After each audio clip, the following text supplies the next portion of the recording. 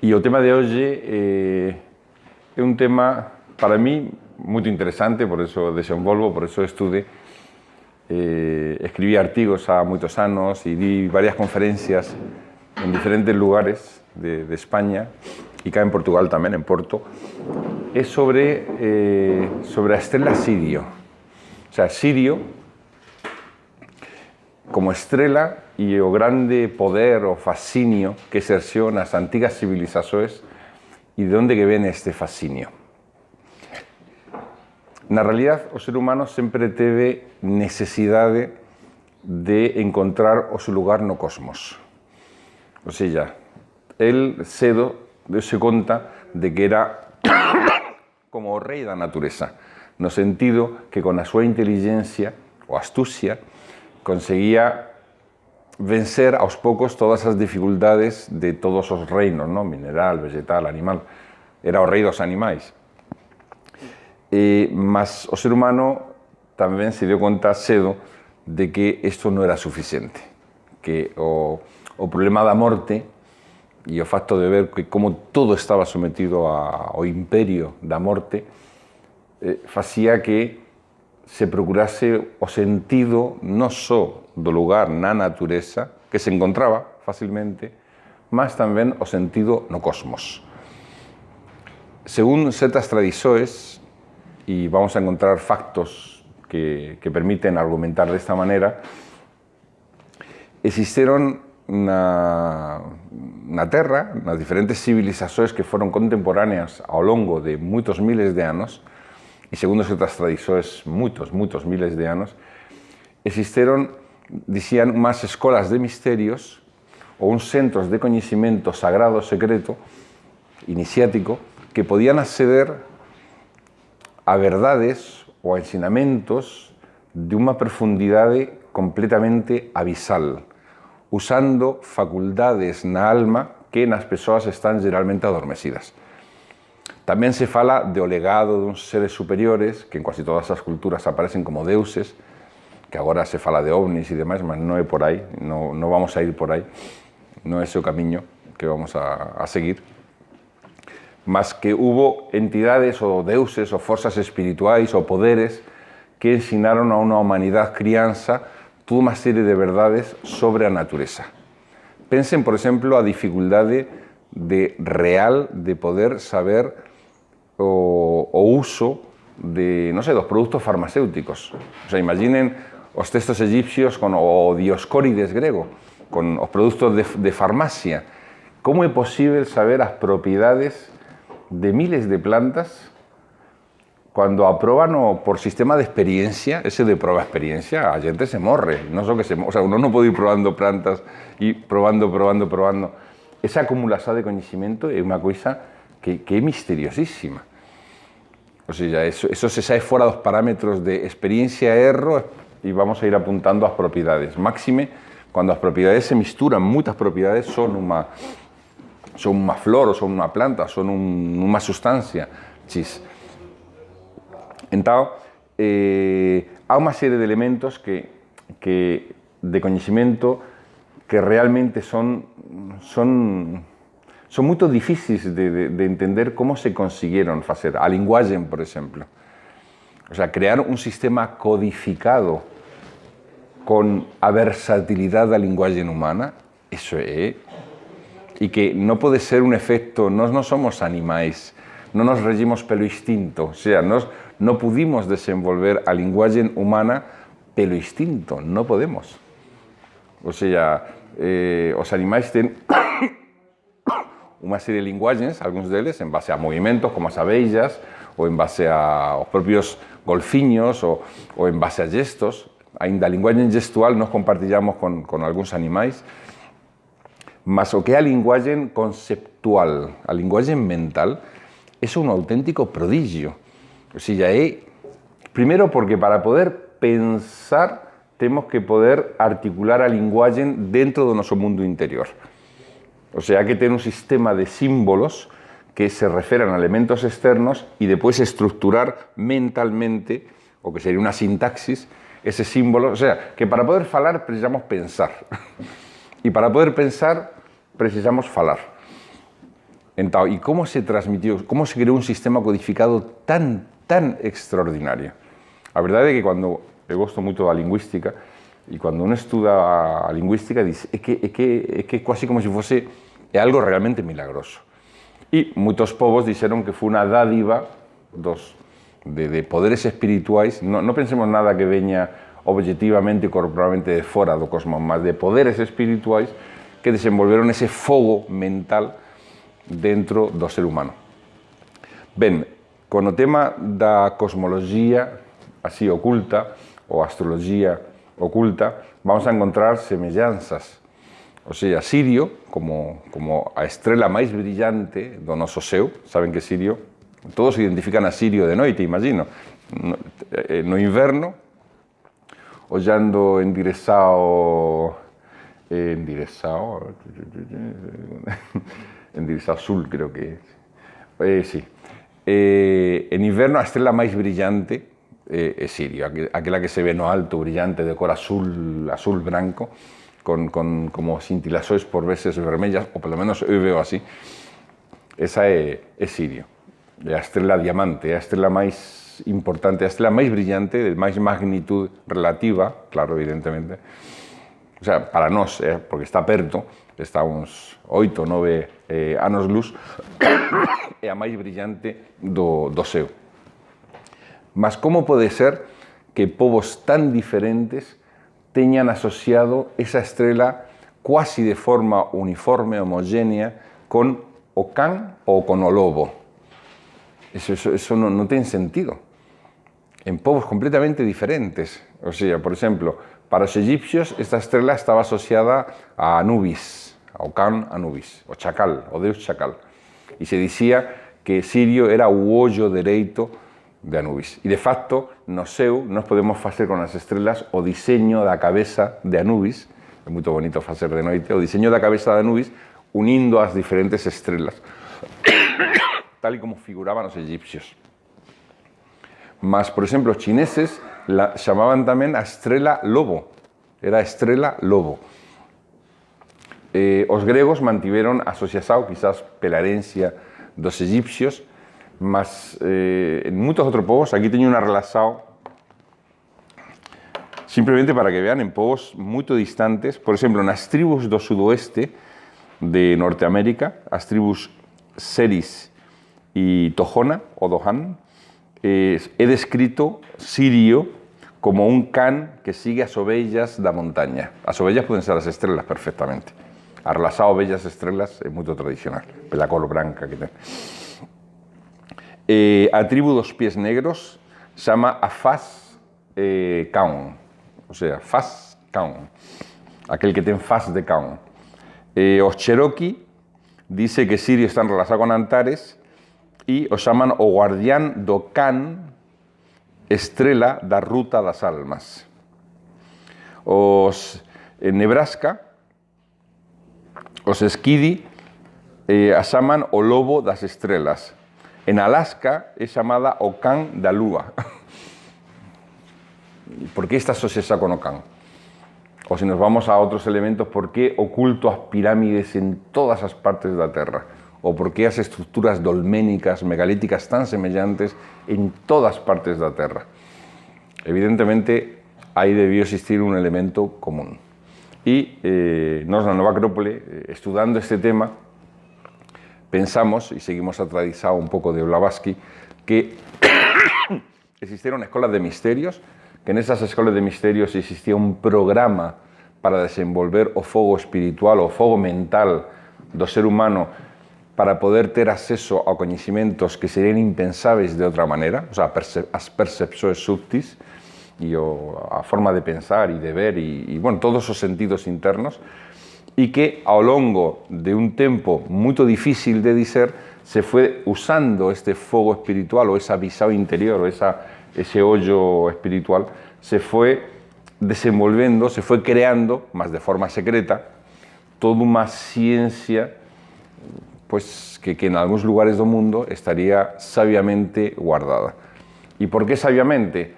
Porque o coñecimento hai que ser puro para poder ter acceso a un coñecimento que nos pode destruir. Nos estamos a ver agora o problema da bomba atómica. A bomba atómica foi creada desde unha idea. Sin esa idea é imposible facer a bomba atómica. Que pensar que todo o que nos rodea está feito de boliñas, de esferiñas. Con esa idea que é imposible ter, se unha persoa, a non ser que estea completamente loca, non pode ter esa idea. O sea, ¿de onde va a deducir que todas as propiedades de todo o que existe na natureza ten que ver con un tipo de boliñas e as formas geométricas como se dispoñan esas boliñas? Pues tirando desa idea, a teoría de Demócrito, ¿no? Atómica, tirando desa idea, tirando, no século XVIII, a química comenzó a dizer, no, que isto non é teoría, que isto é serio, que podemos experimentar e vamos a ver que isto é serio. E miles de físicos, de químicos, de cientistas tirando de esa idea, o sea, aprofundando, con tecnologías cada vez máis superiores, pues chegamos a facer a bomba atómica. Con a ecuación de Einstein, ¿no? A energía é masa pela velocidade da luz ao cuadrado. Bom, e agora aquí? A ver quién encerra esa caixa de Pandora. Y bueno, los que crearon a bomba atómica quisieron hacer un club selecto, mas eso no funciona porque todos quieren entrar en ese club selecto, ¿no? Irán quiere entrar, evidentemente, Corea del Norte quiere entrar y todos los países quieren entrar. ¿Por qué mi vecino va a tener un arma que me puede subyugar y eu voy a tener que ficar de ellos si él me asinala o arma, ¿no? O faces o que eu quiero o aquí está, a bomba atómica.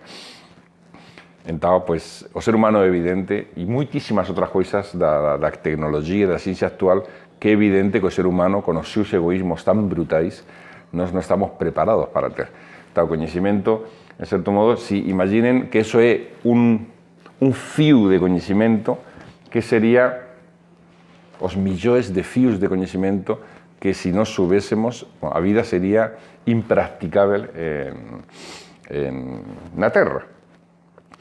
Entón, estas escolas de misterios guardaban estes coñecimentos, mas tiñan. Eso é un pouco que nos defendemos e por eso vemos semellanzas tan grandes en diferentes culturas e en diferentes elementos de ciencia, tanto pues, en Egipto como entre o mundo maya, como en, no sé, incluso en petroglifos que encontramos na Rusia. Vamos a ver que há moitas semellanzas, moitas tradições, moitos elementos comuns.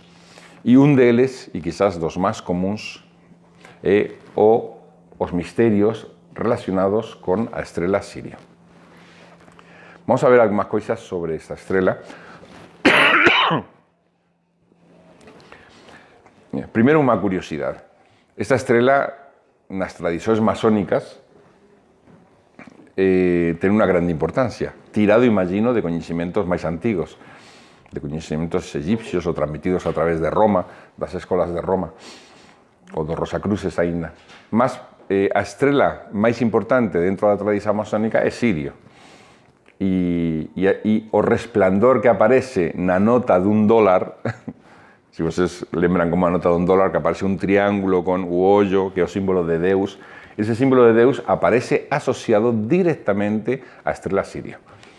O sea, a tradición masónica dis como que o alento divino, a expresada forza cósmica divina para nós, desde o noso ángulo, na nosa Terra, nos chegaría, en certo modo, desde Sirio. E aparece o resplandor de Sirio, non é o solo que está detrás do triángulo con o ollo, é o resplandor de Sirio.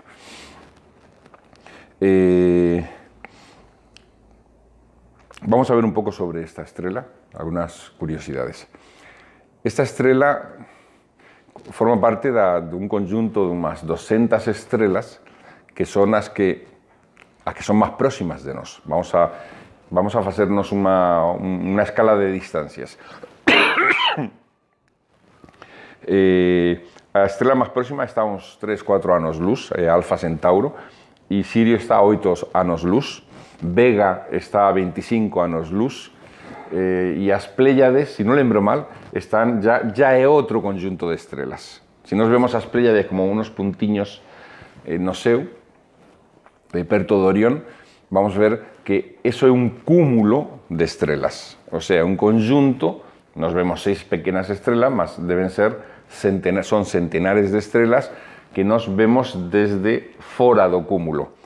Da mesma maneira, se nós estivéssemos lá nas Pléiades, veríamos o conjunto de estrelas no cual nós estamos, o verían como un conjunto máis ou menos cerrado. Entenden? O sea, é un cúmulo. Agora se sabe que, se sabe ya desde há 50 anos, que as estrelas non se distribuyen homogéneamente pelo espazo, sino en formas orgánicas. O sea, en galaxias, evidentemente, que a grande estructura, é como se fosse unha célula gigante, mas depois existirían grupos de estrelas que por veces poden ser millóns, como centos de miles, como o cúmulo de Hércules, son cúmulos globulares, mas outras veces son cúmulos de estrelas que simplemente as estrelas están juntas, chamanse cúmulos abertos ou cúmulos fechados. Isto é moito interesante porque agora que estamos a ver como nacen as estrelas das nebulosas, e podemos ver con telescopios, perdón,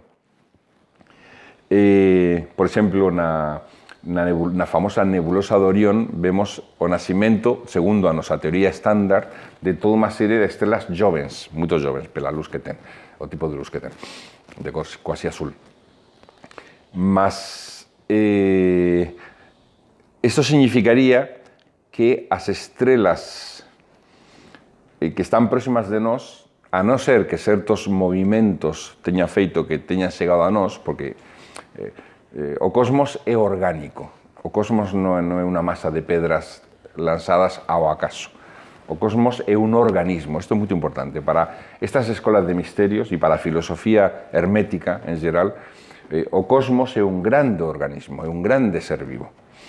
Por iso chamase macrocosmos, o grande, o macrobios, o grande ser vivo. E imaginen como se fose un nomen, un ser humano cósmico. Agora fasan unha correlación entre o que sería un átomo con os seus planetas que orbitan e un átomo con os seus electrones que orbitan en órbitas moito definidas, regidas por números, e un sistema solar con o que coñecemos mellor realmente o noso, con os seus planetas que orbitan a distancias numéricas, regidas por números, clarísimamente, que orbitan en torno do Sol. Alguén me pode decir que ese sistema está ya esquecido, que ese é o sistema atómico de Rutherford, ¿no? Que é o sistema ya de Heisenberg, o cuántico diferente. Más ben, na realidad, aínda que sea diferente, non deixa de ser moito semellante. Un átomo, no cual, o sea, o núcleo atómico no cual orbitan os electrones e o sistema solar no cual orbitan os planetas. Até o punto que a teoría atómica se desenvolvió siguiendo este esquema, aínda que depois, con a física cuántica, se saíse desa estrada e pegase outras formas de comprender o átomo. Si un átomo é unha estrela e unha célula é unha galaxia, segundo esta concepción, nesta comparación, unha serie de estrelas serían o equivalente ao que na química é unha molécula. O sea, é unha unidade formal, é unha unidade armónica que funciona como un elemento armónico, igual que unha molécula na natureza, na química, funciona con toda unha serie de características, de propiedades, permite tais funcións sí, tais funcións non. Tamén, nós o que vemos das estrelas máis próximas, te a falar das estrelas que están de aquí a 100 anos luz, por exemplo, o que vemos é que están lá, mas os movimentos estelares, con precisao, estamos a medir desde há moito pouco tempo, en comparación. Quer dizer, nós sabemos, por exemplo, que Sirio, para o movimento de Sirio no seu, o sea, o movimento per se, non o movimento relativo a nós, sino o movimento per se de Sirio respecto de nós, mas tirando todos os outros movimentos, é de un segundo e medio. Imaginen, dividimos unha circunferencia de 360 graus, os graus en 60 minutos, cada minuto en 60 segundos, están a ver que é un ángulo mínimo por ano. O que quer dizer que nós, con os nosos telescopios, estamos a medir os movimentos propios das estrelas, os propios, desde há o sea, con precisado desde a menos de un século. Esto no nos permite ver ese movimiento correlativamente a otros. O sea, no vemos que no seu Sirio fez esto. En 100 anos, Sirio fez, bueno, ya va a ser muy grande, ya va a ser así, mas na realidad é minúsculo, minúsculo. Entón, nós non sabemos si eso é un movimento dado por qué causa o si ese movimiento está coordinado con otros movimientos de otras estrellas. Segundo a teoría estándar, no. O sea, segundo a teoría estándar, as estrelas non se moven orbitando en torno de otras estrellas. Mas esa teoría estándar está supuesto porque quiere, porque no hay forma de saber si realmente, o porque no ha dado, si una mentalidad un poco científica actual, la llamada faca de Occam, de ser hipótesis non finjo. O sea, si no tengo motivos para creer esto, si no hay una prueba, no tengo por qué decir que esto sucede. Entonces, como eles no ten proba de que unas estrellas orbiten en torno de otras estrellas, estamos todas las que están más próximas entre sí. Estamos no cúmulo de 100 anos luz, nada más. Una galaxia ten 100.000 anos luz, digo para que tengan una idea aproximada. Entonces, según a nuestra ciencia, las estrellas están lá y están cada una de ellas sometida, esta se mueve por acá, esta acá, esta acá, esta acá, mas no se pensa, si alguien dice eso diría que estamos malucos, de que eso esté ya coordinado y que sea como un reloj. O sea, que en la realidad esas órbitas façan un mecanismo semejante ao que podría ser, entre aspas, una molécula cósmica. Esta idea é moi importante. Para a mentalidade antiga, as estrelas están vinculadas umas ás outras en conjuntos. O sea, a nosa estrela con o su cúmulo, o cúmulo con a galaxia ou con outro cúmulo diferente. Por exemplo, vamos a ver o que dicen os egipcios. E aquí nos encontramos cousas sorprendentes. Os egipcios, cuando falan de Ra, Ra é o Sol, a barca de Ra é o Sol, Ra é o Deus que está detrás do Sol, e a barca de Ra é a estrela, Sol, o Sol como estrela. Dice, no libro dos Mortos, por exemplo, e noutros textos semellantes, dice, a barca de Ra move sempre a proa endirezao a Sirio. A estrela Sirio, Sept, eles chamaban o nome en egipcio de Sirio, ten Sept, a estrela Sept, o Isis, Isis como deusa, Isis Sept. E o jeroglifo de Sirio é así, é un triángulo así, con esto aquí, y con esto, bueno, hay varias formas, una de ellas es como una serpente. No, está mal diseñado, más o menos. Esto se lee como Sept. Este é o jeroglífico da estrela Sirio. Mas depois é asociado a Isis. E o nome que recibe ya en griego es Sotis. Y también Sirius.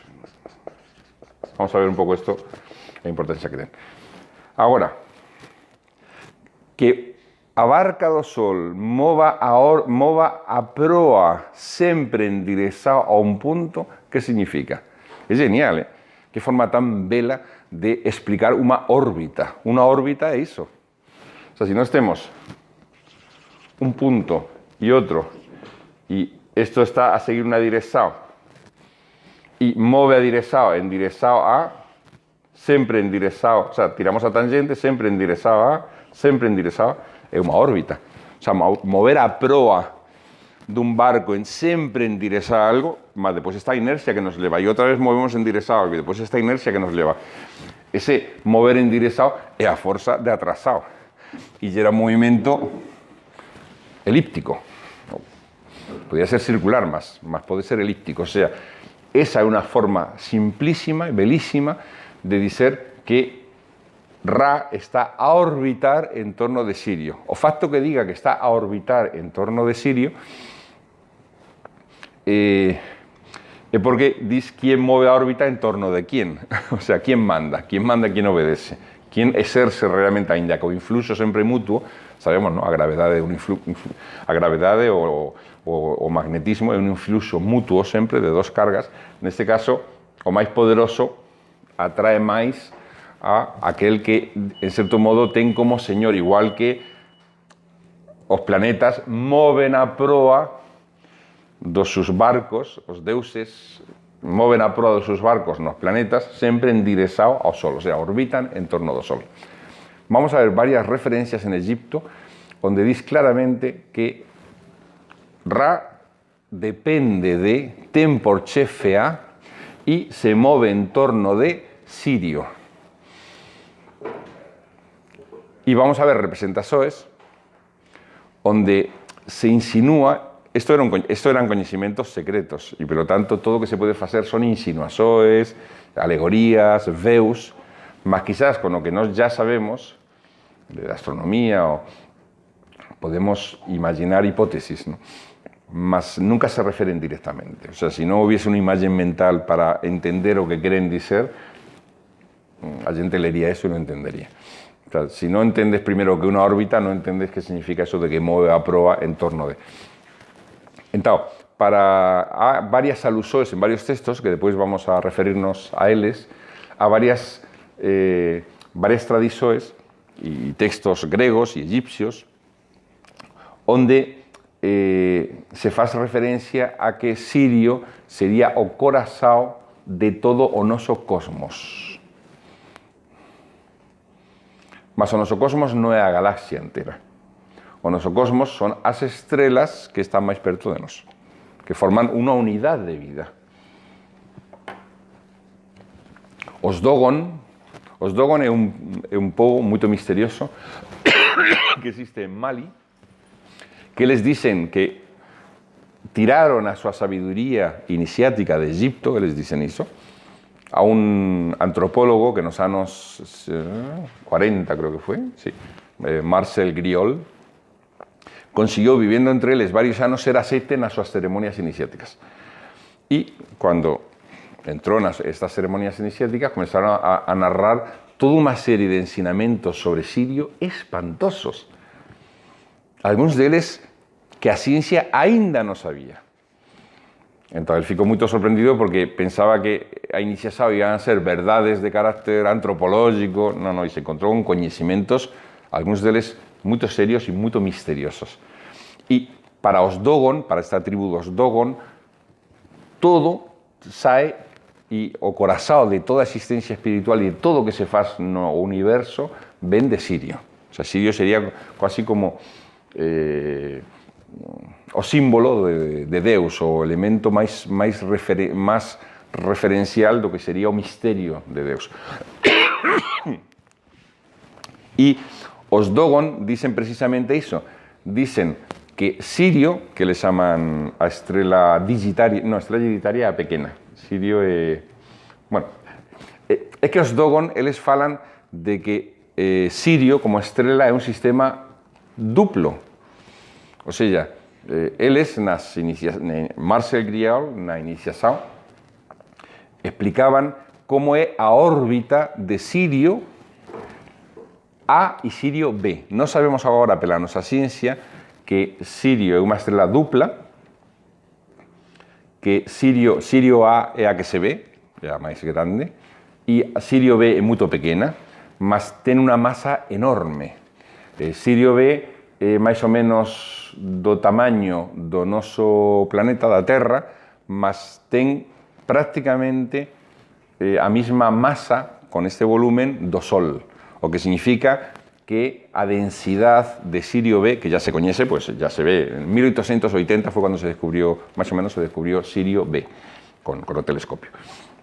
Entonces, Sirio B, na realidad, puxa tanto do Sol como o Sol puxa, o sea, do Sol, de Sirio A como ao contrario, porque ten quasi a mesma masa. Simplemente que en Sirio B é unha estrela oculta, prácticamente pues, moito pequena, e é a primeira aná branca do noso modelo estándar de cosmoloxía. As anás brancas son unhas estrelas que a presao gravítica é tan grande, segundo o modelo estándar, a teoría cosmológica do universo eléctrico non explica desta maneira o caso da estrela de Sirio A e Sirio B, mas ben, non importa, vamos a usar o modelo estándar. Dicen que a presao gravítica é tan grande que comprime os electrones sobre os núcleos. Os electrones no ten forza para... No, perdón. No, es un buraco, es depois. O sea, primeiro unha estrela normal, depois unha aná branca. As anás brancas ten, no caso de Sirio B, unha densidade de 60.000 veces a do agua. O sea, unha garrafa de 1 litro de materia de Sirio B, pues pesaría 65.000 kilos. O sea, é unha materia extremadamente densa e o que faz é comprime os núcleos, os forma en redes e deixa, por outro lado, os electrones os deixa circular como se fose metálico. E, curiosamente, o que dicen os Dogon nas súas iniciações é que a estrela Sirio B, que les chaman estrela digitaria, é unha semente moito pequenina, que é a base da súa alimentación,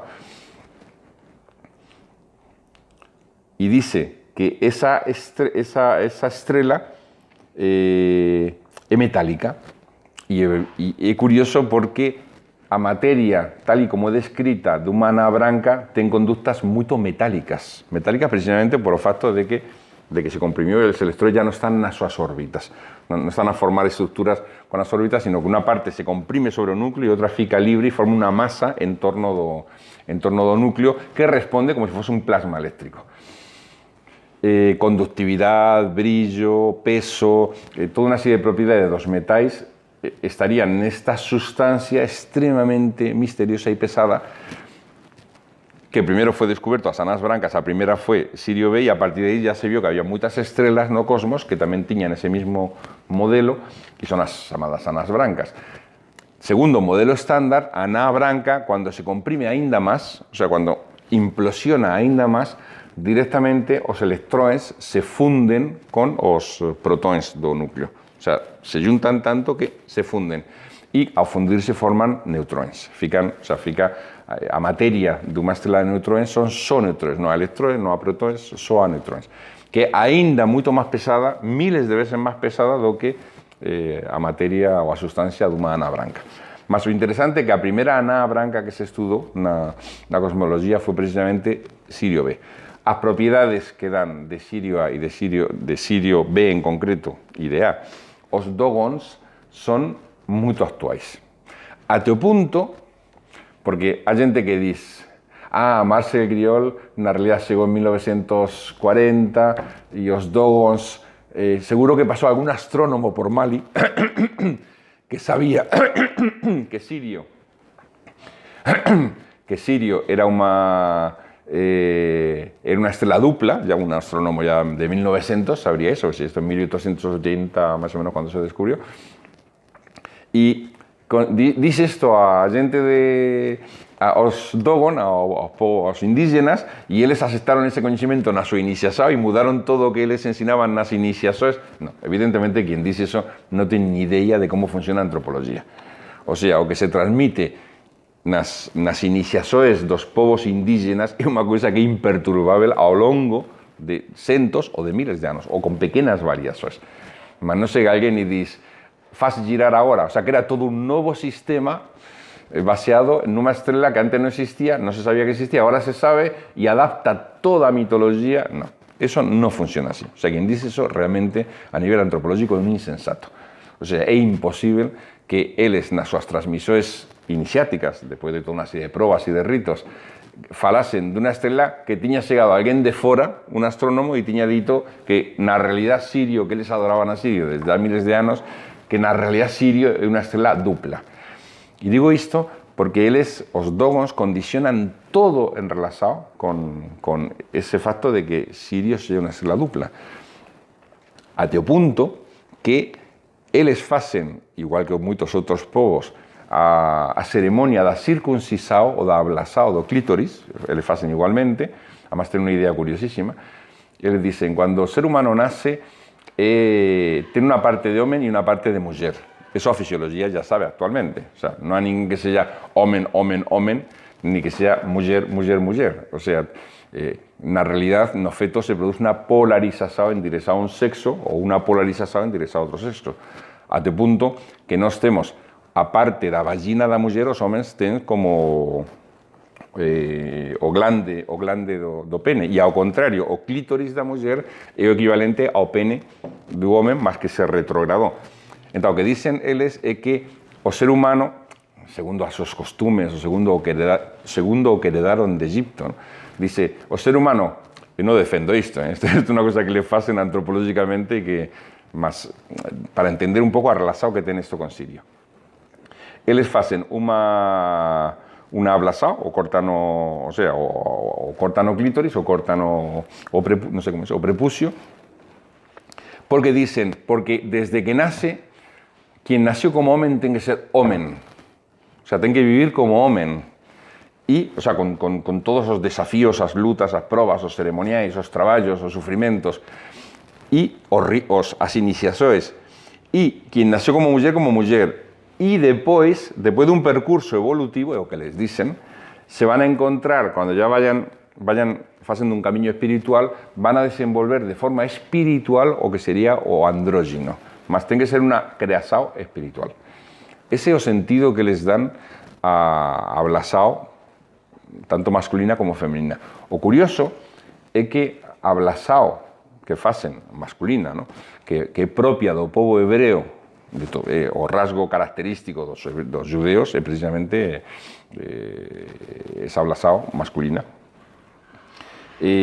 O que é curioso é que eso se facía, o povo judeo tirou de Egipto, os sacerdotes egipcios, só os sacerdotes, non o povo, practicaban isto. E o que é curioso é que se os Dogon dicen que ven de Egipto e que toda a súa sabiduría ven de Egipto e todo o coñecemento de Sirio ven de Egipto, é curiosa porque é unha justificación que ten sentido. Non há sentido verdadeiro para esta práctica judea. Non há.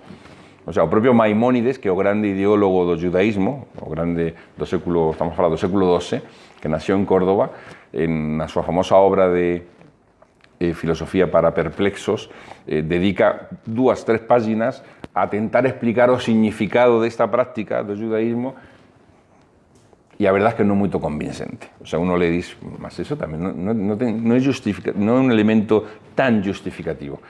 Pelo contrario, isto que dicen os Dogons é unha teoría mágicamente moito convincente. Moito convincente como para entender o sentido. E o que les dicen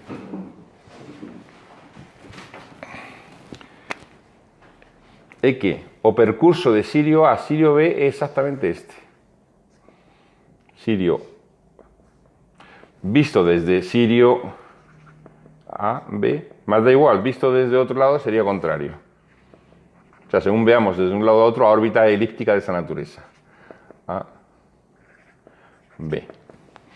Se agora vemos a propia, e o que dicen os Dogons, os Dogons dicen a propia forma do clítoris da muller ou a propia forma do prepucio do homem, de como está ligado ao pene, forman exactamente a forma do percurso de Sirio A en torno de Sirio B.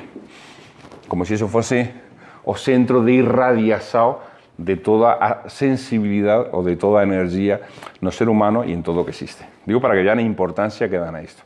É imposible que chegase un astrónomo e eles mudasen todo este sistema e creasen toda unha serie de justificacións para prácticas que facían há 2000 anos ou 1000 anos, simplemente porque este astrónomo dice, no, que ya se descubrió que Sirio é un sistema duplo, porque todo o que eles facen e ensinan e dicen e practican e todas as súas ceremonias ao longo de centos de anos ten que ver con Sirio como sistema duplo. Pois ben, vamos un pouco máis alén. Na realidad, eles dicen que Sirio é un sistema duplo, unha estrela metálica que se chaman Digitaria, a estrela semente que é invisible, que é Sirio B, e depois a estrela que vemos con os ollos, que sería Sirio A, e que forman un conjunto. Mas na realidad, eles dicen que há outra estrela no meio. Eles nas iniciações, outra estrela no meio, que eles chaman M Orgo, creo que significa estrela muller. Curiosamente, nos anos 80, 1980, se descubrió que había una aná castaña que estaba no sistema Sirio A, Sirio B. Porque había una serie de interferencias gravíticas, que como se determina todo esto, y que só se podía entender iso pensando que había unha estrela pues, que sería máis ou menos da masa da Terra, ou un pouco máis, ou dúas, tres, creo que son cuatro veces a masa da Terra, que provocaría estas interferencias. Ese tipo de estrelas nos chamamos, na nosa astronomía, chamamos estrelas anás castañas.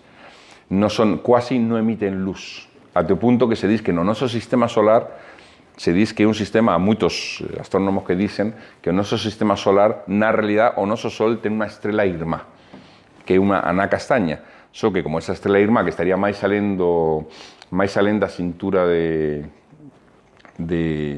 Oort, da nube de cometas de Oort, e mas que sería con tan poca luz, o sea, emitiría tan poca luz que pues, é unha aná castaña. As anás castañas prácticamente non emiten luz, mas ten unha gravedade enorme, o sea, non é como o Sol, mas pode ser a 10ª parte do Sol, ou do tamaño pelo menos de Júpiter, como pouco. E até o punto que se diz que as marés que há de cometas cada 400.000 anos, se sabe que cada 400.000 anos, máis ou menos, há unha redução importante da vida na Terra e que há cometas que chegan cá e que inciden. Non só cometas do tipo gigantesco, tipo a extinção dos dinosaurios, sino outras extinções non tan importantes, mas que existen facendo análisis geológicos cada aproximadamente 400.000 anos. Entón, há astrónomos que dicen que iso pode ser producido pelo movimento desa estrela irmá do Sol, que é unha aná castaña, que cando se aproxima ou se afasta, produz marés gravíticas do cinturón de cometas de Oort, que no noso modelo estándar rodea completamente o noso Sol a unha distancia máis ou menos dun nanoluz, o sea, pensen, o Sol a un nanoluz, segundo o modelo estándar, toda unha nube de cometas que cando se produz, que están máis ou menos quietiños, mas cando se produz unha aproximación gravítica de esa aná castaña, produciría, pues eso, que moitísimos cometas van para o centro. Júpiter nos libra dos cometas, pois Júpiter é o grande escudo contra os cometas que ven tanto do cinturón de Kuiper como do cinturón da nube de Oort. Mas aquí serían tantos que que algún deles incide normalmente na Terra. Esa é unha das teorías astronómicas que ten os seus defensores, os seus detractores.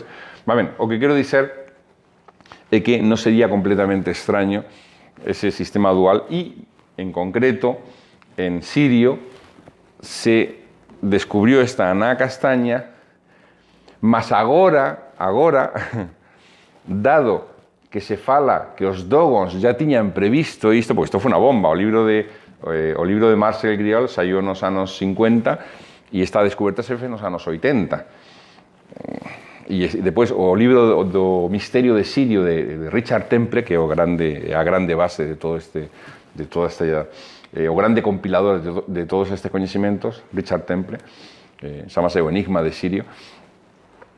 Ele já falou desto nos anos 80, entón se descubriu depois a aná castaña. De modo que agora os propios astrónomos, quasi para retirar... Por exemplo, na Wikipedia se diz se pensou que se tiña descoberto unha aná castaña dentro do sistema Sirio A, Sirio B e que sería Sirio C. Mas agora certas dúbidas, sí, e esas dúbidas de onde ven? Esas dúbidas ven de que non queren, é que se aceitan que eso é así, significa que ya non há outra forma de justificar que un pobo como os Dogon tivesen ese coñecemento. É imposible ya. O sea, o do astrónomo sirve para gente inculta. Dice, según astrónomo y mudó sus ritos y ensinó novos ritos. Mas o Sirio C ya sería imposible. Y ese retirarse pode ter que ver con iso. Ben, voltemos. Segundo os Dogons, eles dicen que cada nebulosa é unha placenta. Imaginen, a idea é genial. A forma e a sustancia e como está feita unha placenta é como unha sustancia que nutre, o sea, unha sustancia que alimenta, porque na realidad as estrelas, Cuando nacen das nebulosas, as nebulosas fase ás veces de placenta, ou seja, as estrelas se alimentan da masa gaseosa desa nebulosa inicial. E iso é válido tanto para un sistema solar, o sea, cuando nace un sistema solar, o noso u outro, porque é moito semellante, a unha nube de gas que non sabemos por qué misteriosos procesos comeza a girar y a producir una especie como de espiral logarítmica. Esa espiral logarítmica finalmente se corta y comienzan las órbitas que aparecen en lugares numéricos matemático-musicais, que son trabajos de investigación interesantísimos sobre esos lugares numérico-musicais das órbitas planetarias do noso sistema solar, que provén de esa espiral logarítmica y de esa sustancia, de esa nebulosa, se van formando os planetas. De modo que os planetas se alimentan desa sustancia máis. Igual que o Sol. O Sol non sería pai dos planetas, o Sol sería irmão dos planetas. O sea, nace con os planetas, non dá nacimento aos planetas. Que é o que dicían os antigos. O Sol é o irmão máis bello dos planetas. É o que aparece en diferentes tradicións mistéricas. Pois ben, aí o que vemos é unha especie como de placenta, é unha nebulosa como unha placenta.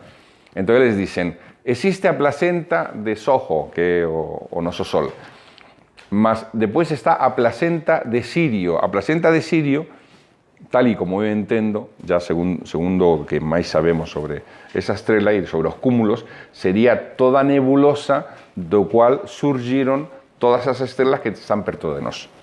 O sea, pensen, todas as estrelas que están máis perto de nós, unos 60, 100 anos luz, forman un conjunto de unas 300, 400 estrelas que son as que vemos máis no céu.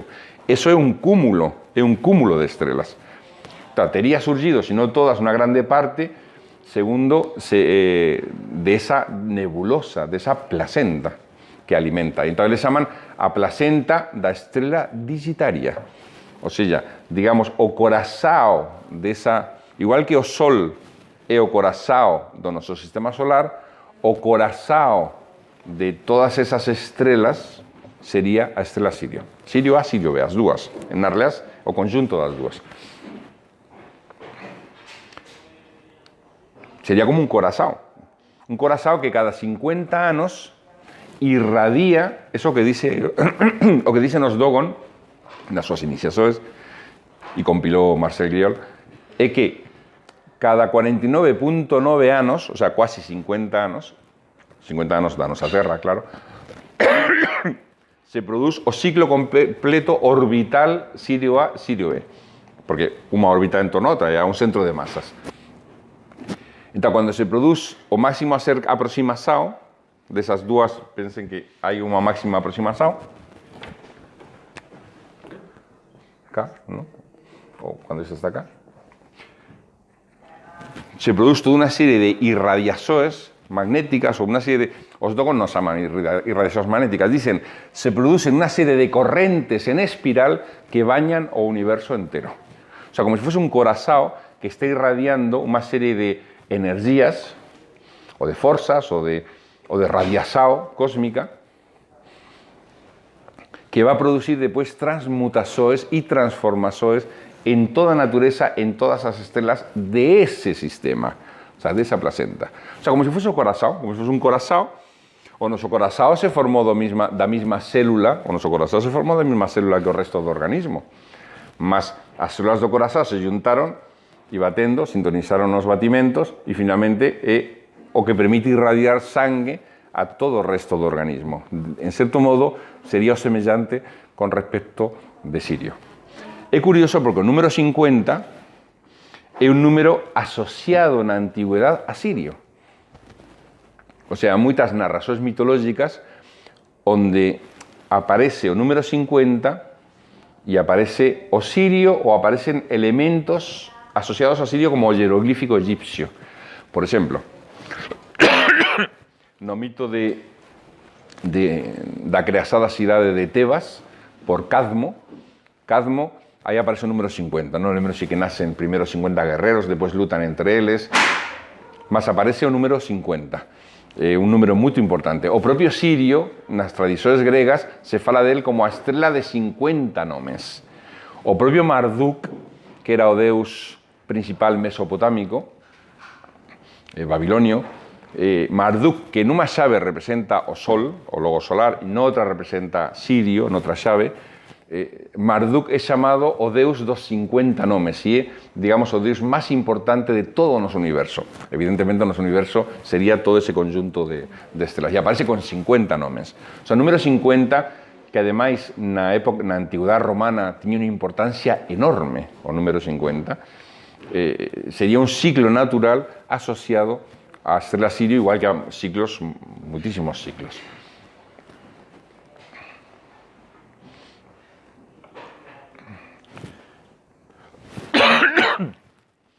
Vamos a ver cómo se representa esto en algunas tradiciones.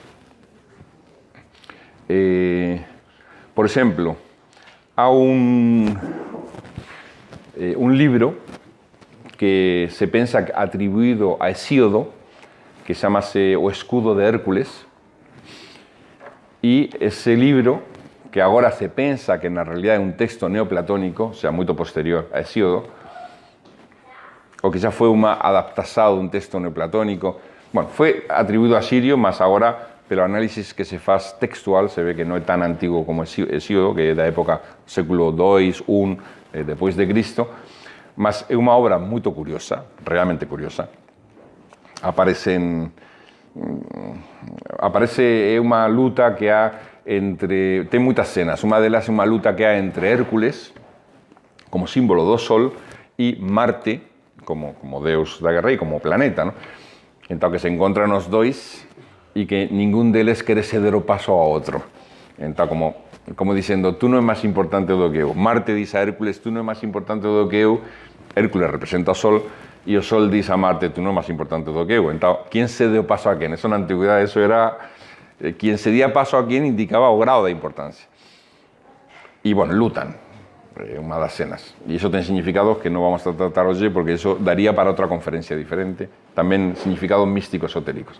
Mas ten unha cena, o escudo de Hércules, que dá nome ao libro, que é unha descripción, o sea, parte do libro é a descripción do escudo que levaba Hércules. O sea, o escudo se sabe que na antigüedade representaba o cosmos. O sea, o escudo era o símbolo do sustento espiritual, por eso protegía da morte, mas cando era circular se asociaba, e os propios neoplatónicos dicen isto, non se dice eu, o sea, os propios gregos dicían isto, e no Imperio Romano, que o escudo era o símbolo do cosmos. Entón, o que está a representar lá son misterios do cosmos. Entón, o escudo de Hércules é moito difícil pintar. Se van a internet, a ver, hai moita gente que lendo o texto do escudo de Hércules tentou facer unha pintura, mas é difícil. Me lembro, na Nova Acrópole, un dos temas que estudamos no terceiro ano de estudos, dentro da simboloxía, un capítulo, un dos temas é o escudo de Hércules. Temos que ler o texto, e eu lembro, cando era joven e estaba a estudar este tema, os meus compañeros, un deles que era pintor, dis, vi a pintar o escudo de Hércules con o texto. E dis, tú vas a pintar? Sí. Me ensinas depois cando pintes. E depois, un mes depois, desistí, porque é difícil. O sea, uno lee o texto e va describiendo e a esto, e a outro, e a non sei que, e ves esto, ves outro. O sea, ten moitas descripcións. Mas unha delas, que é o que me interesa máis agora, é que describe o aerópago como un cuadrado, como unha plaza cuadrada. Sobre o aerópago está o Olimpo, que é unha montaña sagrada, é onde viven os deuses, dentro da mitoloxía grega, e há toda unha serie de elementos concéntricos que van subindo no Olimpo até chegar ao cume do Olimpo, e no cume do Olimpo há dese cume, aquí está a estrela Sirio.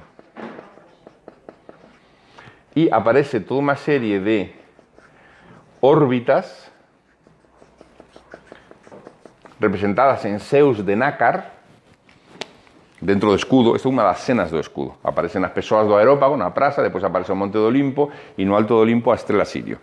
Há un cuadro dun autor famoso que pintou precisamente esta cena do Olimpo e no alto a estrela Sirio.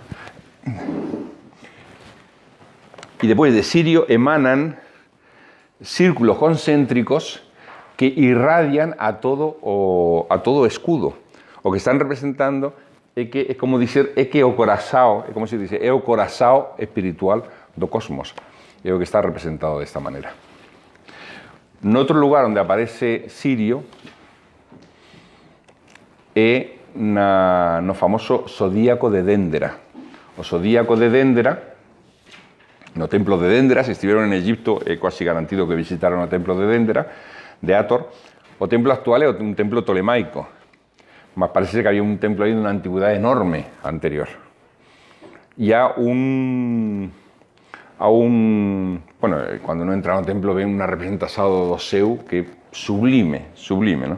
Mas ben, depois uno chega a un lugar X onde está unha especie como de abóboda plana, unha especie como de texto plano en forma circular, do tamaño más o menos desde cá hasta lá, y uno ve a una distancia de 1,5 metros, y aparece, está quemado, no se ve nada, está todo ya quemado, ese zodíaco de Déndera, que es una plancha, creo que de basalto. Bien, cuando Napoleón esteve lá, dereito dos conquistadores, se elevó, claro, eso ya no pertenecía a ninguén, pertenecía a un mamelucos, que para eles eso había que destruir. Entonces tiró o zodíaco de Déndera, levou para o Museo do Louvre, mas todos os conquistadores facían o mesmo, o sea que todos os conquistadores chegaban a un lugar e as cousas que estaban especialmente abandonadas se levaban para os seus respectivos museos. Mas ele teve a delicadeza e a cortesía de facer unha copia exacta. O sea, ele se levou o zodíaco de Déndera, mas deixou unha copia exacta, que é o que vemos cando chegamos lá. Vemos a copia que fez Napoleón. O zodíaco de Déndera, aínda que as formas son tolemaicas, se pode ter inspirado perfectamente noutro zodíaco máis antigo que existise antes no templo primitivo. O que está representado no zodíaco de Déndera é o seu, desde con a cosmovisão egipcia, onde están os 36 regentes dos decanatos. Os decanatos son os 10 días, 36 de 10 días máis 5 días extra, eran pues, os que regían todo o ano. E eran os 36 deuses, o sea, nós dividimos o seu en 12 signos do zodíaco. Os egipcios non dividían así, dividían en 36 decanatos. O daban máis importancia aos decanatos que aos signos do zodíaco. 3 decanatos forman un signo. Eso se ve no círculo exterior. É curioso porque, en certo modo, o zodíaco de Déndera ten moitas semellanzas con o escudo de Hércules. E sería interesante facer unha investigación e voy a ver se consigo tirar un pouco dese fío para establecer, porque hai elementos moito semellantes. Por exemplo, a localización de Sirio. Sirio, bueno, igual que no escudo de Hércules, o centro do escudo non está Sirio. Sirio non é o centro do escudo. Sirio está perto do centro, mas non está no centro. No escudo de Hércules, nesa obra, o que está no centro é un dragón. Un dragón que está a ollar para atrás, en posición apotropaica, o sea, para espantar. Ese dragón representaría o anima mundi, o alento divino. Mas pensa no seguinte, o corazao do noso cosmos, o corazao da nosa vida é o Sol. O sea, todo o que nos dá vida é o Sol.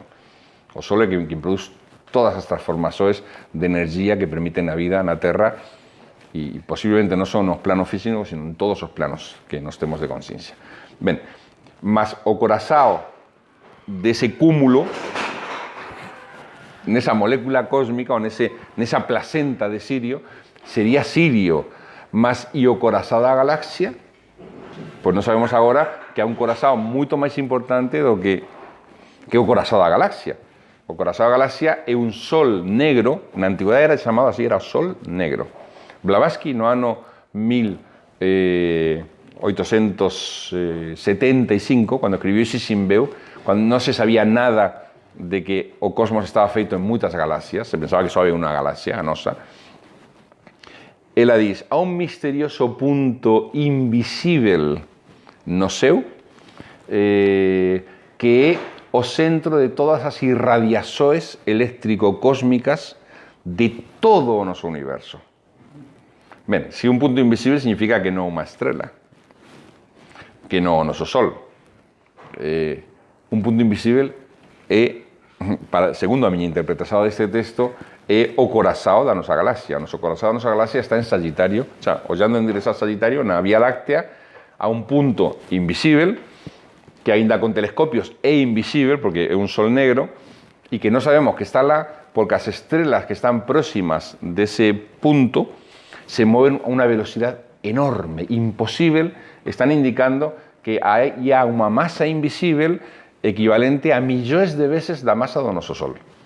Como non se ve, pues se diz que é un buraco negro, mas atensado porque o buraco negro é a nosa forma, é a nosa cosmoloxía, ¿no? A de Einstein.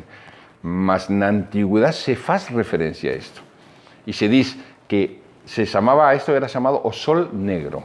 O Sol Negro. É un sol invisible, porque atrapa a luz, o sea, a luz non pode sair. Entao, segundo a miña interpretación, o dragón representa o corazón da galaxia, representa o grande poder que dá vida a toda a galaxia. Como se diz agora, que o centro de irradiación de forzas de toda a galaxia sería o punto central da galaxia, sería o corazón, invisible. E por eso está no centro do escudo de Hércules. E non só está no centro do escudo de Hércules, está no centro do zodíaco de Déndera tamén. Porque Sirio non está no centro do zodíaco de Déndera, está un pouco máis para fora. Mas o que si faz Sirio, a estrela Sirio, é que está dentro dun ponto que faz unha espiral de deuses, así. O sea, temos a Sirio e dentro do propio zodíaco de Déndera vemos unha espiral de deuses, que están representados os deuses sobre as barcas, como se fosen estrelas ou poderes, que representan os 11 signos do zodíaco, non 12, 11 signos do zodíaco.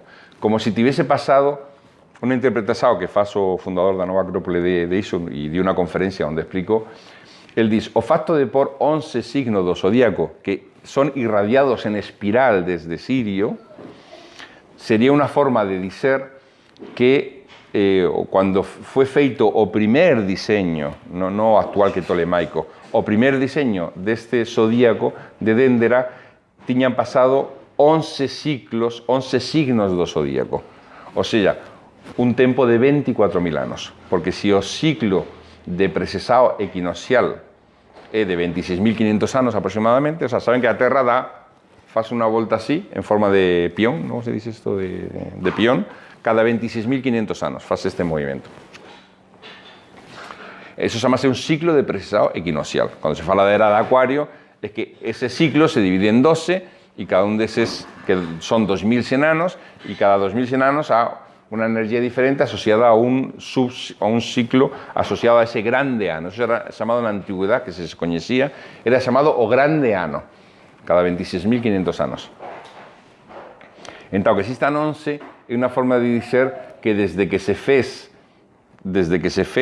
o de un momento X que se quere marcar, pasaron 11 signos dentro do grande ano.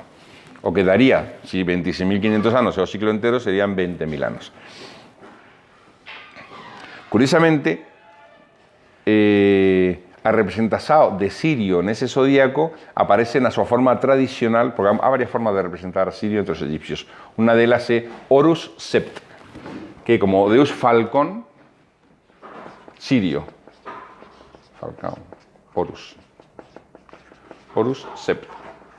Que como aparece, por exemplo, no covado do Louvre, que é o covado de medida, que é unha especie de regua de medida onde aparecen 30 deuses e na posición número 23, ocupando a posición número 23, está Horus Sept, que Sirio, a estrela Sirio, más como Falcón. Eles querían insistir nunha cualidade X de Sirio. Mas a forma máis tradicional de Sirio é Isis Sept. Entón aparece sobre a barca, aparece a deusa Isis, esta Isis Sept, con o símbolo de Sept.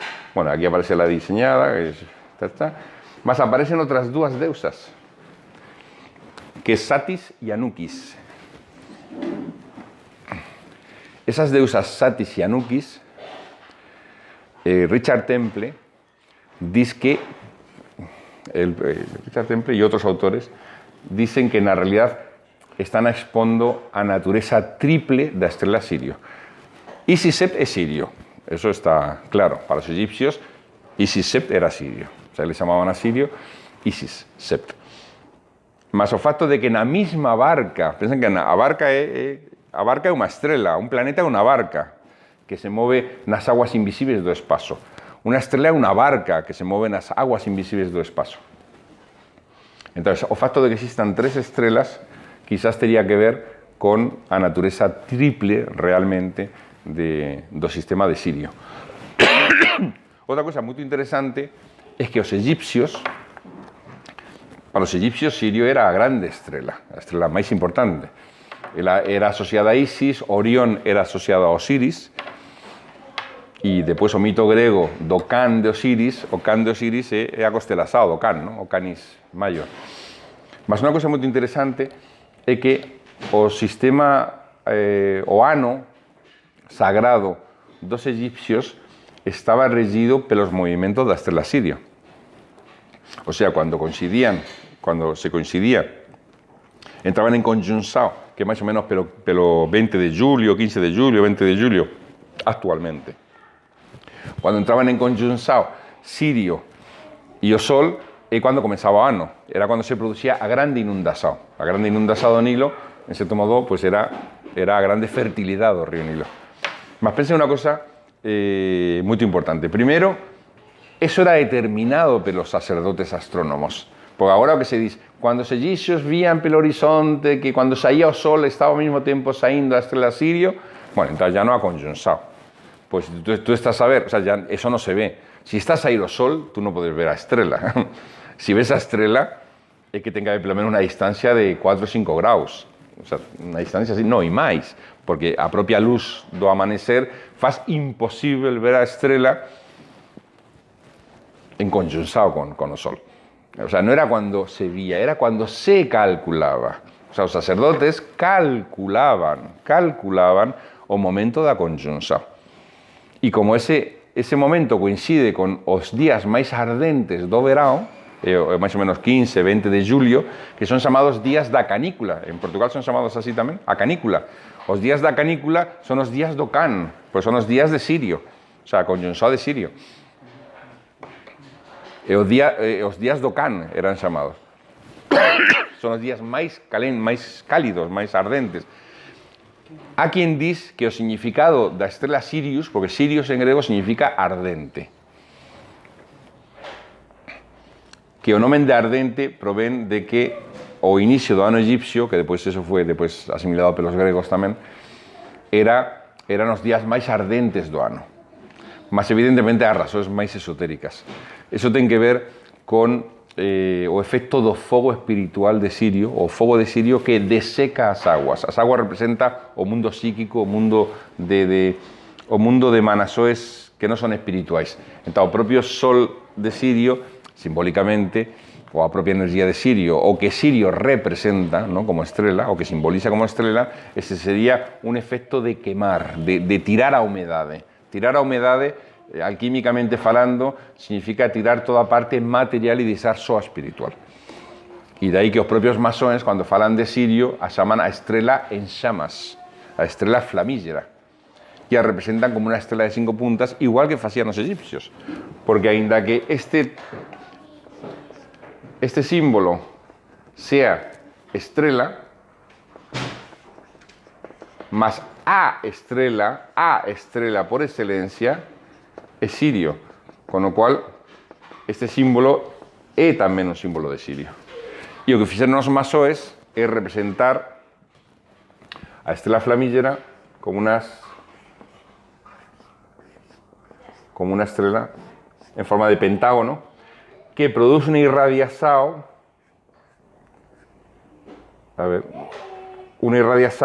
facendo un pentágono invertido. O sea, isto sería un pentágono, a irradiação da estrela sería un pentágono invertido e a estrela de 5 puntas estaría sobre un pentágono con a punta para cima. E nas puntas pon chamas. É así como representan Sirio. É a estrela en chamas, a estrela flamígera, a estrela que quema. O propio nome de Sirius, como ardente, sería a estrela que quema, no? A estrela que arde, no? No sei.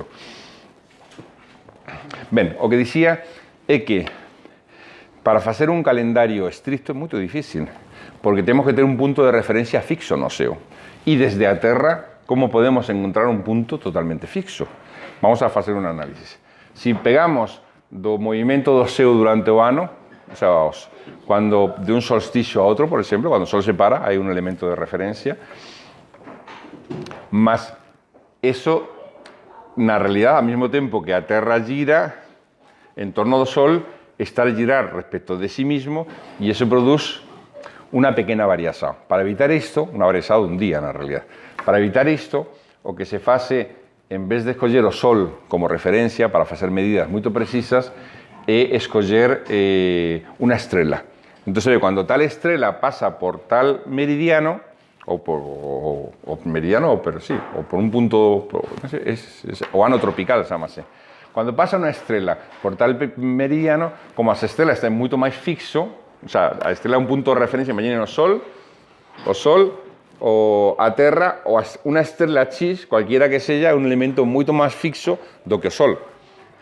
Mas o problema que ten isto é que como a propia Terra está girando cada 26.500 anos, o movimento de precesado equinoccial perturba a medición para que sea fixa.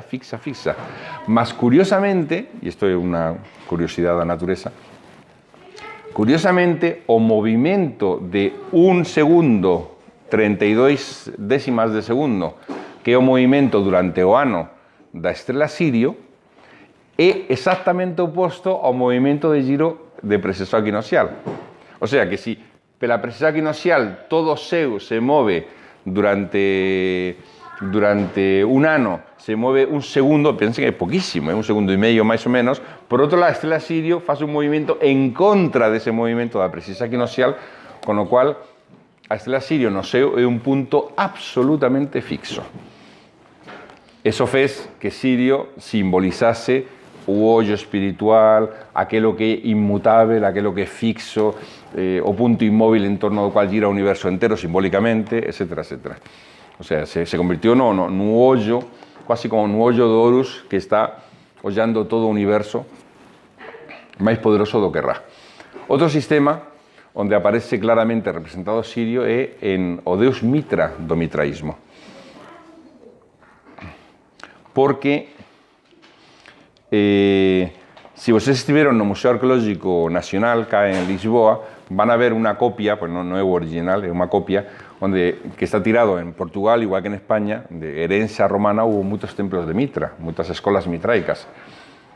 Mas esotéricamente, Mitra é Sirio. O sea, nun dos significados, Mitra, nun dos significados é o espírito do Sol. En outro significado, Mitra representa o cosmos entero. Ele aparece moitas veces con unha túnica, e esa túnica está chea de estrelas. É a versión máis bonita, aparece en Roma varias veces desta maneira. Mas ele, Mitra, o deus Mitra, aparece abrazando ao Sol. Eso poden ver no Museo Arqueológico Nacional. Mas quien abraza é superior a quien se deixa abrazar, porque quien abraza está a proteger, o sea, está a cuidar. O fato de facer así significa que o outro acepta esa jerarquía, mas por outro lado o superior ten a obrigación de defender a aquele que está a abrazar.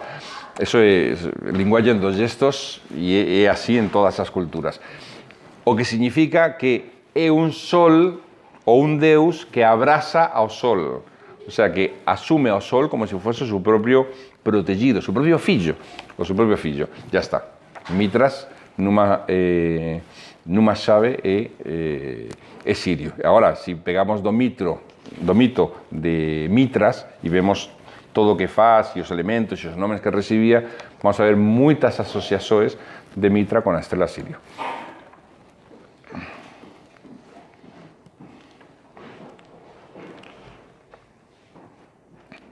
A estrela Sirio está asociada na India con os Kumaras, dentro das tradicións indianas, que son, dentro da creación do mundo, desde que se face o ovo do mundo, e aparecen toda unha serie de creadores, están os Prajapatis, os Kumaras, os Manasaputras, a toda unha serie de creadores e cada un deles intervén nun momento da creação. A creação fálase de 7 creações. E quando corresponde criar aos Kumaras, a palavra Kumara significa, en sánscrito, significa príncipe, significa tamén virgen, príncipe. Quando é o momento de criar, eles dicen que non queren crear, o sea, desobedecen as ordens de Brahma, o Deus Creador. E é porque dicen, nós estamos demasiado elevados para crear. A creación ten que ser feita con materiais máis baixos, si no. Entonces eles se deciden a crear. E aparecen por veces en número de 4, por veces en número de 7, mas están asociados sempre ao número 9, e agora vai dizer por qué. Especialmente o máis importante dos Kumaras, que é chamado Sanat Kumara, que significa o príncipe, o señor, o virgen do tempo, Sanat e tempo. E é que o nome que se daba a Estela Sirio era Señor do Tempo. Porque, en cierto modo, o tempo de todo o que existe na natureza estaba regulado pelos ritmos de Sirio, igual que do noso Sol, a vida, o sea, toda a natureza está regida pelo noso Sol, toda a vida en planos de conciencia altamente espirituais estaría asociado a Sirio. E o número 9, por iso dice que son da novena creación, o número 9 está asociado ao tempo tamén, porque o número 9, cando nos sumamos os números, sempre que todos os múltiplos de 9, por exemplo, 18, 27, 36, 45, todos eles, que son múltiplos de 9, si vocês facen a suma, por exemplo, 18, 8 más 1, 9, é aprobado 9. Si é 36, 3 más 6, 9. Si é 45, 4 más 5, 9. O sea, o número 9 ten unha propiedade curiosa e que se usa moitas veces en cálculo. Nos facíamos cando crianzas, non sei, as persoas máis que tiñan máis edad se lembraran que cando uno facía unha suma ou un produto para ver se estaba ben había que facer aprobado 9 e é baseado nesta propiedade do 9. O sea, o 9 volta sobre sí propio. É como dizer, gera números que voltan sobre sí propio. En Egipto estaba asociada unha deusa tamén que Neftis, que é a esposa de Anubis, curiosamente, que era a señora do número 9,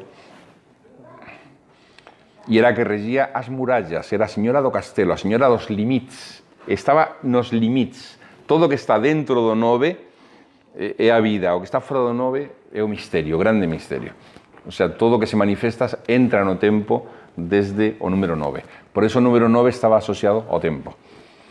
O facto de que Sirius seja unha estrela prácticamente inmóvil para medir o tempo tamén teve que ser importante nesta determinación. Para os gregos, por exemplo, eles identificaban a Sirio con Anubis, con o deus Chacal, igual que os egipcios. Há algúns fragmentos na obra de Isis e Osiris, de Plutarco, e dice unha cosa moito curiosa, porque Anubis era o deus do tempo, dentro da interpretación que fixeron os romanos do coñecimento egipcio, que está un pouco transformado. Os romanos, en fin, viveron ao mesmo tempo que os egipcios, mas a cultura egipcia já estaba moito adulterada, moito degradada, ¿no? Na época romana. Os misterios egipcios estaban já un pouco adulterados. Mas há quasi o que podemos chamar unha interpretación filosófica grega romana dos antigos misterios egipcios, mas claro, é unha parte dos misterios nada máis. Mas é moito interesante. E ele diz, Sirio, ou Anubis, representa é o señor do tempo, porque é o deus que leva da morte para a vida eterna. Por eso representado el dis por un diámetro. O sea, aquilo que pasa dunha parte da vida, a que sería, imaginen un círculo con un diámetro, da parte de embaixo á parte de encima. O sea, que permite, él era o señor do presente, que permitía que do pasado se fose ao futuro. O sea, era o señor da montaña occidental, tamén era o Can que guardaba, o deus Can que guardaba a montaña occidental, que representa a montaña de sombras. Entón, representa un pouco aquele que permite que a alma non se perca depois da morte. O sea, quien abre o camiño, quien va construindo o espazo onde as cousas se crean. E há unha cousa moito interesante que dis Plutarco nesta obra, o Misterios de Isis e Osiris, e é que Anubis representa os dois horizontes. Si nos estamos en P, nos vemos un horizonte. Bueno, máis ou menos, non? Eu faço así, máis ou menos veo un horizonte, todo isto. Se agora viro as costas, veo o outro horizonte. O sea, sempre, na antigüedade egipcia, se falaba dos dois horizontes. O sea, unha persoa sempre ten dois horizontes que o rodean. Con dois horizontes abrangimos todo. E daban moita importancia simbólica a estes horizontes. Entón, se dicía, o Señor, quien rige os dois horizontes, é Anubis, porque permite que as coisas entren e saian do horizonte. Entón, ele é quien crea unha especie como de espazo dentro da noite onde as coisas van a estar vivas. O sea, é como se fose o Señor dos límites dentro do cual as coisas se desenvolven e evolúen. E fora dese límite non sabemos o que há, como se fose un anel impasável. E, curiosamente, está asociado ao signo de caranguejo. Vean que Sirio no seu está ligado a nivel zodiacal con o signo do caranguejo, que o 15 de julio, 20 de julio, o sea, os últimos días de julio antes de pasar o 21 é caranguejo, é o signo do caranguejo, mas o que representa a caranguejo simbólicamente o signo zodiacal tanto en Egipto como na Grecia e depois na tradición medieval, o que representa o caranguejo é a gruta primordial, o espazo primordial onde as cousas nacen. Por eso ese signo está asociado a Mae, a Protesao, a gruta, a vida se desenvolve cá, mas de cá non pode sair. É o espazo onde as coisas crecen. É como a gruta do amor. Entón, estaría asociado tanto a Anubis como Sirio, estaría asociado aos limites até onde pode chegar a conciencia de todo o que vive en todo o mundo que nos coñecemos. O sea, imaginemos que hubiese formas de vida imposibles de imaginar para nós en os planetas, en outros planos de conciencia. Por imaginar, además pode ser verdad. Nós o que coñecemos do mundo con o noso telescopio, cando vamos lá a Marte, por exemplo, é o mundo físico concreto, material, mas quen nos diz que non há formas de vida noutros estados da materia, noutros planos de conciencia, e que pode haber non sei, como un planeta de vida entero noutro plano de conciencia que non sea exactamente este. Eso é o que ensinaban os antigos. Entón, todas as formas de vida que evolúen no noso universo, o sea, en todas as estrelas máis próximas de nós, digamos que terían como limite o limite do estado de conciencia máximo até onde chega o que representa Sirio como símbolo. É o que dicíamos cá. O sea, há un sucesado de planos de conciencia e de vida, mas non poden ultrapasar esta novena creação, o noveno de grau, o nono de grau, que estaba asociado a Anubis en Egipto, o nono de grau, non poden ultrapasar porque é até onde pode chegar a conciencia humano-divina. Todos os seres que vivan e que evolúan en todos os planos de conciencia neste universo, o sea, formado por todas as estrelas próximas a nosa, tenían unha especie como de anel impasable. O sea, tú podes evoluir até cá, igual que o animal pode evoluir até un grau, mas non chega a ser humano, chega a ser cuasi humano. O sea, ten unha especie como de limitación. E o homem pode evoluir até un degrau, non sei, un Buda que chega até o Nirvana ou un Cristo, mas chega a un estado divino, é fillo dun estado divino, mas fica no limiar do estado divino. O sea, as coisas ten limites en tanto que están a evoluir. E Sirio representaría o último limite, o sea, a última fronteira, como dizer, a última fronteira espiritual. Por eso se dicía que os Kumaras eran como deuses dos deuses da mente humana. O sea, os deuses que rigen a mente humana na India eran chamados Manasaputras, pais da mente. E os deuses destes deuses da mente humana, asociados ao misterio do homem como arquetipo, do ser humano como arquetipo, estaría asociado misteriosamente a Sirio. Bueno, despois de todas estas ideas, imagens, coñecimentos, etcétera, un pouco desordenados, quería contar unha historia divertida para que non fiquen enjoados, que é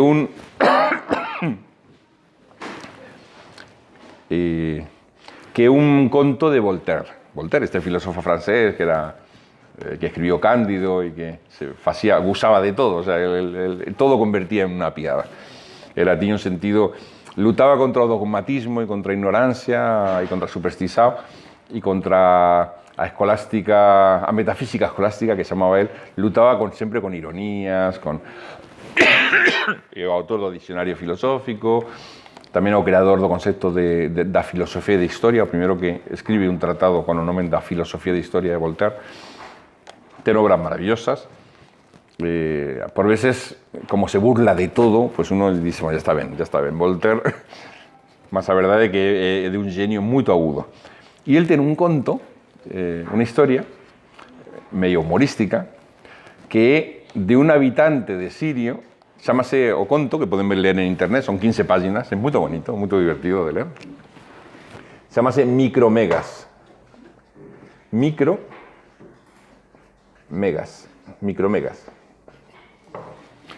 Pequeno, grande, ¿no?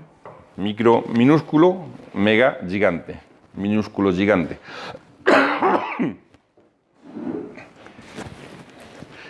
Voltaire ten moitos contos, mas non se fala geralmente deles. Mas, geralmente deses autores todo o mundo fala, mas ninguén lê nada. Esa é a triste realidade, ¿no? Salvo o Tratado da Tolerancia del, que é o máis coñecido, prácticamente do outro non se lê nada. Pois ben, este conto se lê moito ben, moito rápido e é moito divertido. É un habitante, un estudante da Universidade de Sirio que é expulsado da universidade porque ten feito algo feio e entón, fora, non podes ficar cá durante, non sei, 100.000 anos, un tempo longo, porque os tempos son máis longos no espazo. Entón, el se decide, para non perder o tempo e para poder seguir a súa aprendizaxe, aínda que non sexa na Universidade de Sirio, se decide a visitar outras estrelas. Claro, si Sirio é a principal, pues todas as outras son súbditas, ¿no? Era a capital, ¿no? A capital do cosmos era Sirio. Pense que há moitas intuições na obra, neste conto de Voltaire, há moitas intuições moito curiosas. E unha delas é, primeiro, que é expulsado de Sirio da universidade, porque Anubis, nos textos egipcios, é expulsado da compañía dos deuses. O sea, e o curioso é que ele teña usado esta metáfora cando eu dubido, porque naquela época da egiptoloxía non se sabía, isto non se sabía, que ele tiña sido, o sea, un mito de Anubis, onde se diz que Anubis é expulsado da compañía dos deuses porque amaba demasiado aos seres humanos. Entón fica a proteger aos seres humanos, mas já fica fora da compañía dos deuses nunha montaña occidental, nunha montaña de sombras, como rei dunha montaña de sombras. Bueno, pues este Micromegas, después de visitar varias estrellas, entra no sistema solar. Dice que ten ouvido falar dos humanos que viven na Terra e chega a Saturno, e en Saturno un habitante de Saturno pues dice que sin ayuda de él va a ser muito difícil que ele entenda aos humanos da Terra. Ben, él aparece con una medida como si midiese, pues creo que eran aproximadamente 300 kilómetros de altura, es una cosa gigantesca, ¿no? o Micromegas, que é o nome do habitante de Sirio. E o habitante de Saturno, pues mide, creo que en vez de 300, pues mide 40 kilómetros de altura por aí. É moito máis pequeno. Então, cando chegan ao mar, todo o mar e a profundidade do mar chega até, no caso de Micromegas, a unha parte do pé, ni siquiera chega a cubrir o pé, ni muitísimo menos, fica un bocadiño do pé. E, con a ayuda do outro, que é un pouco máis pequeno, ven uns puntiños minúsculos que há no mar, que é prácticamente imposible de ver, e que en realidad son barcos. Entón pegan con a mão así, non se lembro se con a mão así ou comenzan a falar con claro, os seres humanos quedan moito perturbados con un gigante de centenares de kilómetros de altura, mas a través con a ayuda do habitante de Saturno, comenzan a facer un diálogo, comenzan a falar Micromegas con os que estaban no barco, con os homens que estaban no barco. E un detalle curioso, desde o momento que os seres da natureza entran na dimensão racional, ya son da mesma familia racional que todos os restos de habitantes, por máis elevados que estén en todos os planos de conciencia infinitos para cima.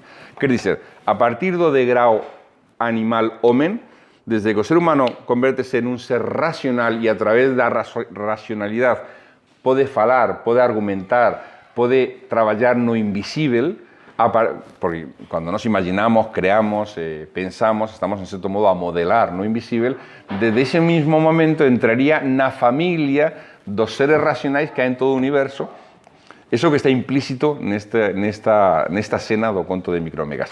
Porque comenzan a falar como si fosen amigos, en cierto modo como si estes grandes deuses fosen amigos no sentido de que estamos na mesma dimensão racional, ainda que a súa racionalidade sea infinitamente superior a nosa. Y pues comienzan a falar sobre costumes, sobre... Micromegas quere saber... Él non fala moito do que se facía en Sirio, él pregunta o que se faz na Terra, como son as leis, como son os costumes, cuántos tempo viven os seres humanos, e que pouco viven, mas eso, como se pode viver só 100 anos? Nos vivemos 5.000 anos ou 10.000 anos, o sea, há unha serie de cousas curiosas, mas unha delas, a mí me chamou muitísimo a atención, é que é unha genialidade de Voltaire, é que nun momento X dicen, mas e vocês cuántos sentidos ten? Pois nós temos 5, o tacto, o gosto, avisado, etc. Os 5 sentidos. E dice, mas você, é imposible que façan filosofía. Como poden facer filosofía? Porque o que unía a todos os seres era a filosofía, o facto de entrar na dimensão racional. Como vocês poden facer filosofía con 5 sentidos? Porque os seus conceptos derivan de sensações.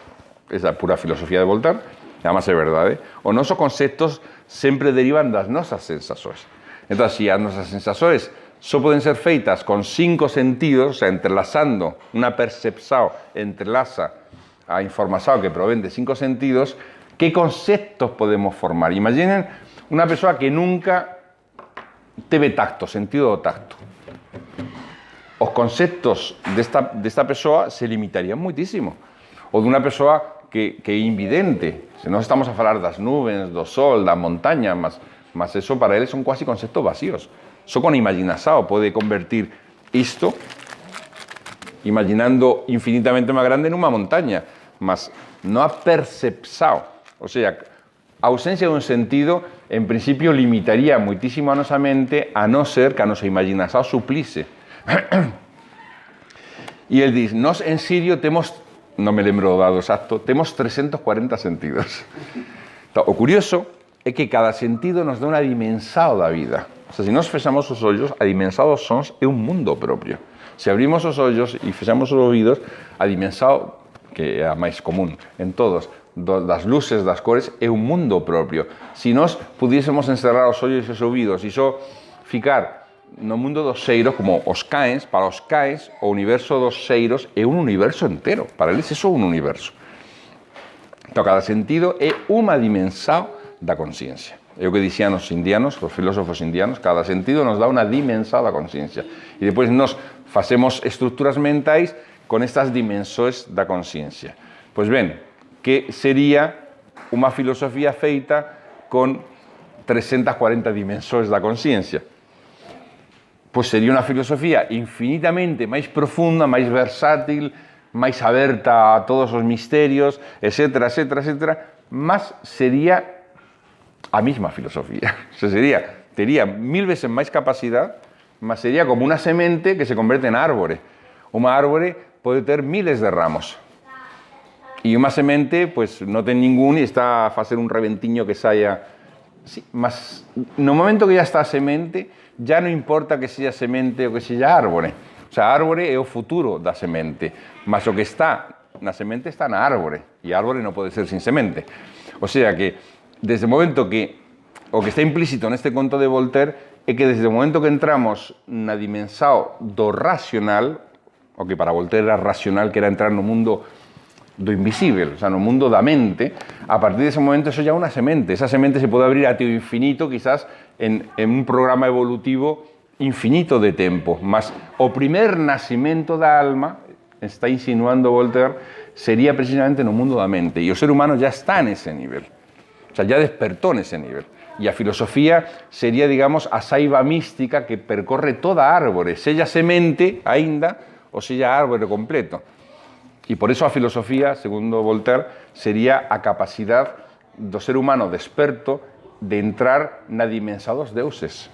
Ou seja, desde o momento que o ser humano se desperta como filósofo, desperta a súa capacidade de raciocinar, de refletir, de argumentar, de ver e medir no invisível. A partir desse momento entra numa dimensão que se abrirá ao infinito, mas já está desperto lá, é un ser racional. O sea que en Voltaire vamos a encontrar o mismo concepto de que por máis que existan planos de conciencia humano-divinos, e ainda que existese un limiar último para non podes ir máis alén de, en certo modo, todos os seres pensantes de todas as estrelas e de todos os planetas, se é que existen seres pensantes nas terras e planetas, e aínda que nunca cheguen cá, porque eu non soy dos que acredite que les chegan cá en relatos voadores, mas aínda que non cheguen cá, en certo modo son os nosos irmãos, porque ten, aínda que de formas infinitamente incomprensíveis para nós, mas son seres que viven a partir do pensamento. O sea, a súa existencia non é só física, é ademais mental. Chegaron ao horizonte, ese é o horizonte da nubis. O horizonte da nubis é o momento onde as coisas já non son só físicas ni psíquicas, já son mentais. Se entra na mente, e entrando na mente se entra na medida, e entrando na medida se entra no tempo. E se entra já somos señores do tempo. O sea, por debaixo do ser humano non há concepção do tempo, mas a partir do nível do horizonte humano e quizás até o infinito, existe já unha concepção do tempo e unha concepção do tempo. O sea, non só viver ao momento presente como os animais, sino viver un tempo que se va abrindo máis ata o que sería a eternidade. E isto é quizás o que representa un dos misterios de Sirio. Muito obrigado.